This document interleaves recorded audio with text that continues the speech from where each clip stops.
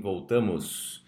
Hoje a gente vai entrar um pouco mais na linguagem C, então a gente vai ver quais são os tipos de dados que a gente pode declarar e quais operadores que a gente pode usar para fazer comparações, atribuições, etc. Então, seguindo o mesmo livro, vamos ver o capítulo 3 desse livro agora, do Notes for Professionals, para C.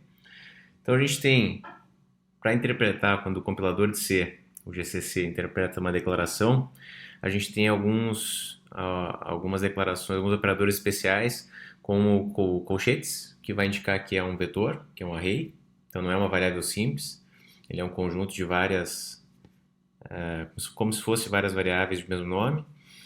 A gente tem também o parênteses para indicar que é uma função, uma chamada de função, como tem no exemplo ali, e o asterisco, que na realidade é uma referência para outra coisa, ou seja, é um ponteiro. A gente vai ter uma aula só sobre ponteiros. Então, na prática, ele aponta para um outro endereço de memória. Ele não é, de fato, uma variável simples. Então, aqui uns exemplos de vetores, de declaração de vetores. Então, ali eu estou declarando primeiro com parênteses e depois sem o parênteses. Então, se a gente usar o parênteses, na realidade, a gente está definindo um ponteiro para um array de caracteres de tamanho 10. Já se a gente declarar sem o parênteses, ele é um vetor de tamanho 20 de ponteiros para char. Então tem uma diferença bem grande entre uma coisa e outra. Aqui declaração, exemplo usando funções. Então primeiro ali só uma declaração bem simples, retorna um inteiro, a função se chama fn, e ele recebe como parâmetro um long, que é o inteiro longo, e um short, que é o inteiro pequeno. Depois, na próxima declaração, eu já tenho uma função fn que retorna um ponteiro para o inteiro e não recebe nada como parâmetro. Então, sempre que a gente for declarar alguma coisa que não recebe nada, em C a gente usa void, que significa vazio. E por último, se a gente inverter e colocar um parênteses antes do nome da declaração ali, na realidade a gente está declarando que o fp é que é um ponteiro para uma função, que não recebe nenhum parâmetro que retorna inteiro. Então, dessa terceira forma ali, a gente pode executar remotamente uma função. A gente vai ver futuramente como é que funciona isso. Isso dá brecha de segurança, né, para estouro de pilha e execução de código indevido que é usado por hackers. O vetor bidimensional, aí ao invés de declarar só um colchetes, a gente vai declarar dois para indicar as duas dimensões. Então no primeiro exemplo ali eu tenho 5 linhas e 8 colunas, e eu também posso declarar um ponteiro para um ponteiro, que aí para isso eu tenho que usar dois asteriscos. A gente pode declarar, quando a gente for declarar alguma coisa que é de mesmo tipo, então aqui eu estou declarando várias coisas diferentes, mas que é de inteiros, aí eu posso simplesmente usar vírgula para separar esses termos. O tipo inteiro que a gente pode usar de uma maneira simples ali, por exemplo, se for na base 10, eu simplesmente declaro minha variável do tipo int, então minha variável d tem o conteúdo 42. Agora, eu tenho algumas constantes que eu posso usar para representar base 8, base hexadecimal, que é 16, usar letras também para representar caracteres, então se eu uso no caso do hexa. Então ali, por exemplo, eu estou declarando, se eu botar o 0 na frente do 52, eu já estou representando o octal. Se eu botar o 0x, aí eu já estou representando o hexadecimal. Lembrando que todas as decimais já são com sinal, que a gente chama de signed, mas no caso do hexa, o que vai definir se é com sinal ou sem é o x maiúsculo ou minúsculo. No caso do octal, eu vou sempre começar com 0 e aí eu tenho que declarar explicitamente com um nome antes do int, por exemplo, unsigned, no signed, como está no exemplo ali de baixo. E quando a gente for representar um inteiro longo, a gente tem que colocar long antes e usar o L do lado do número para dizer que é um inteiro longo. Já no caso do real, quando a gente for explicitar que é um float, a gente tem que colocar o Fzinho do lado do número. E no caso do double, que é o padrão, a gente só usa o número em ponto flutuante, sem problema nenhum. Long double, tem que usar o L no final do nosso número. Eu também tenho tipo double, então a gente pode usar ponto sem botar um número antes, isso significa que é 0.1, é isso que está colocando ali. E também pode usar ponto e não colocar número depois, seria o 1.0, dá no mesmo. E eu também posso representar em notação científica, então ali eu tô representando ali 1.2 que está escalado na 10 na 3. É isso que representa aquele E minúsculo. Tem o tipo literal, que é a nossa string, mas a gente não tem o tipo string em C, o que dificulta bastante o tratamento de texto em linguagem C. A gente pode definir uma string literal, como a str que tem ali o alamundo. Aí eu tenho que usar sempre o asterisco para dizer que é um ponteiro para caracteres. Posso declarar como um vetor, simplesmente. E quando eu declaro ali o ABC no A1, nessa variável A1, vocês podem notar que sempre é indicado pelo _0, a string vai ser usada sempre esse símbolo a mais, mesmo que a gente não coloque, para indicar final de texto. O A2 é a mesma coisa do A1, só que eu estou restringindo o tamanho dele para 4, simplesmente.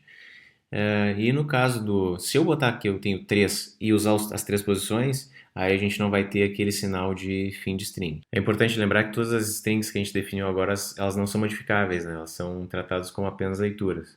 Então, ali no caso, se a gente tenta modificar, declara como um ponteiro para char e tenta modificar uma posição delas, vai dar comportamento indefinido, vai dar um erro na hora que a gente executar, a gente compilar. Então, se a gente, uma boa prática para definir que ó, isso aqui é constante, não vai ser alterado, é usar a palavra reservada const, que aí vai, em vez de dar um erro na hora de executar, de comportamento indevido, vai dar um erro na hora de compilar já.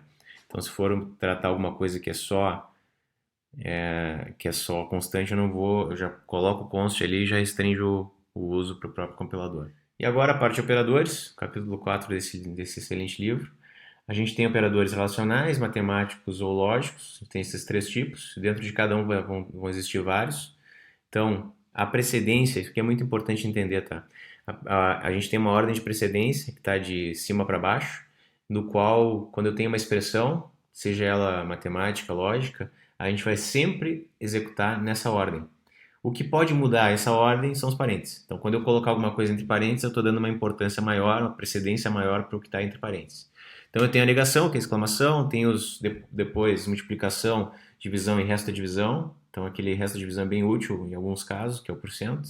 Tenho adição e subtração, o de comparação, maior, maior igual, menor igual. Lembrando que maior ou igual e menor ou igual é do mesmo jeito que a gente fala, então é sempre nessa ordem. Se eu botar igual maior, vai dar um erro estranho.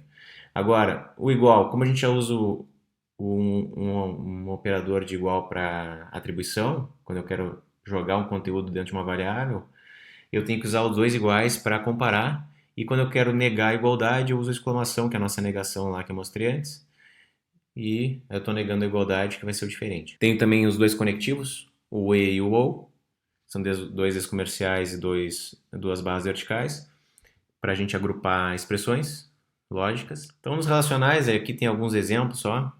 Então, se a gente botar 1 igual a 0, a gente está comparando e o retorno dessa comparação lógica vai ser 0. A gente não tem o tipo boolean em C, então o falso vai ser o 0 e o 1 vai ser o verdadeiro. É isso que ele retorna para nós.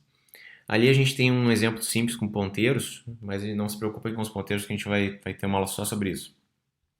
Mas eu tenho duas variáveis que elas têm o mesmo conteúdo, x e y, ambas têm 5. Aí o primeiro ponteiro para x vai receber o endereço de memória de x, o segundo ponteiro vai receber o endereço de memória de y, e aí eu estou comparando se o conteúdo de x, do ponteiro x e do ponteiro y é igual, vai dizer que não, porque os endereços de memória de x e y são diferentes.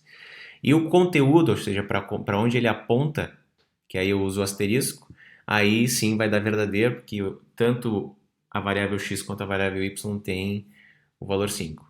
Então, quando vocês começarem a programar, cuidem para não confundir o igual com o igual, que é o sinal de atribuição. A gente tem o operador ternário também, que ele avalia uma expressão e se é diferente de zero ou não.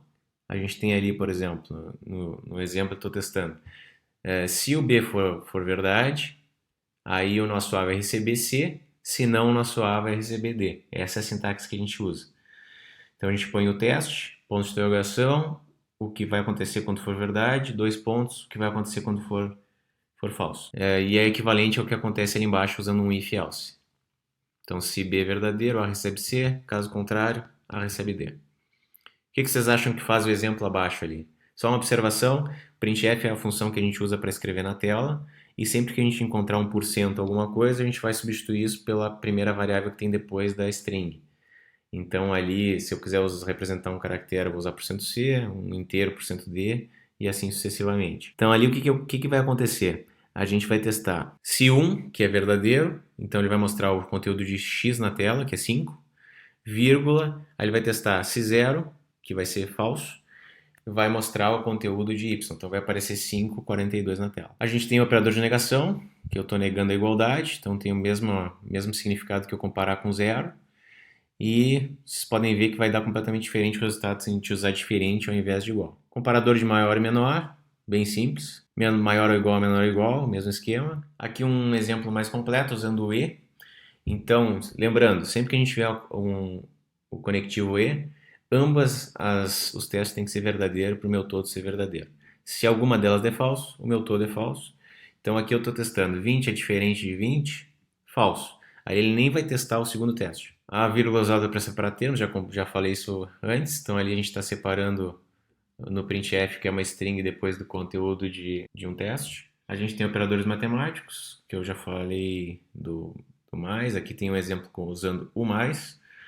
Aqui usando o menos, operador de subtração, de multiplicação. Importante, não confundam o operador de multiplicação, que é o mesmo símbolo usado para o que representa um ponteiro de uma variável. E aqui um exemplo bem completo, já em comentário o resultado. Vocês podem pausar aqui e dar uma olhada com calma, usando a divisão. E lembrando que essa barra simples é para divisão normal, que vai nos dar o resultado com vírgula, o resultado quebrado. Se a gente quiser só a parte inteira, a gente usa duas barras. Por cento vai nos dar o resto da divisão. A gente tem operadores de incremento em C, tanto que depois a linguagem C++ recebeu esse nome por essa facilidade.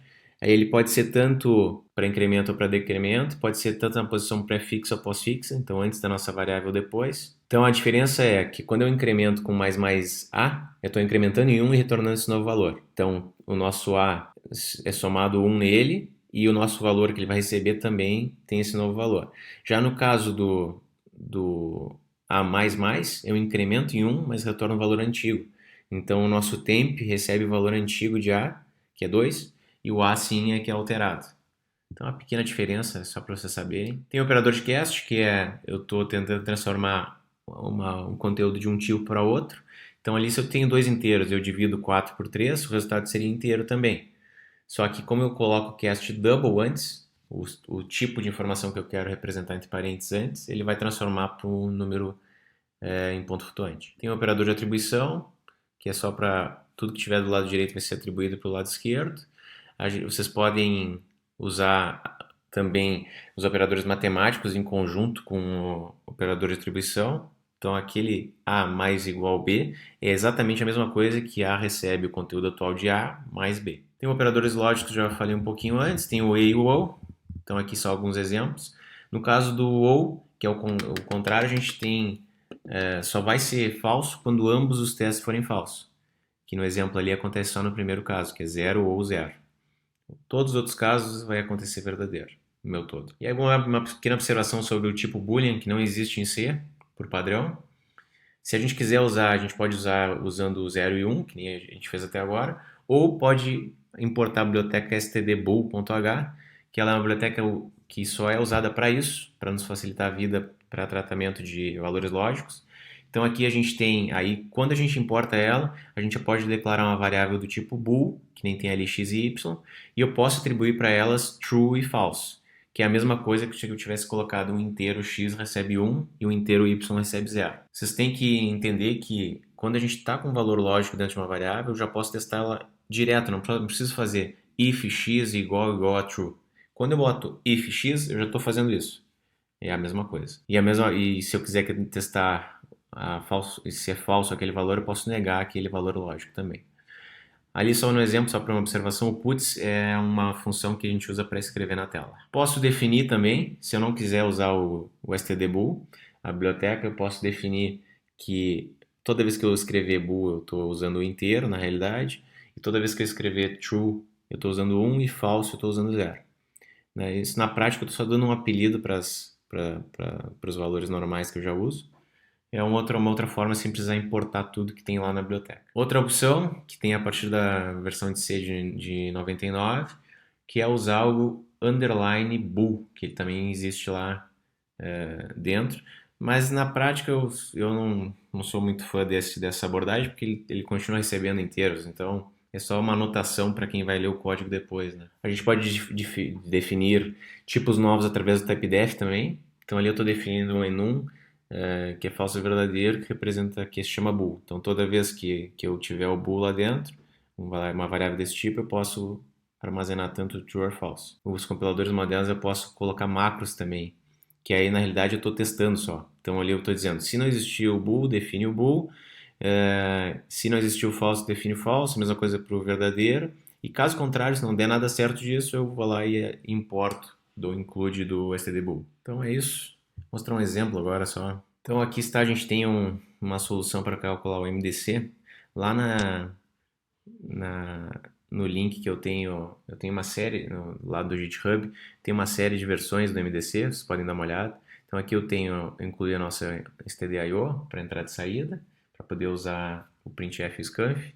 Declarei uma série de variáveis inteiras no nosso programa principal, na linha 11, comecei ali, escrevi um texto só para dizer que ele só pode informar valores maior ou igual a zero. Eu poderia testar isso aqui também na hora que ele informa.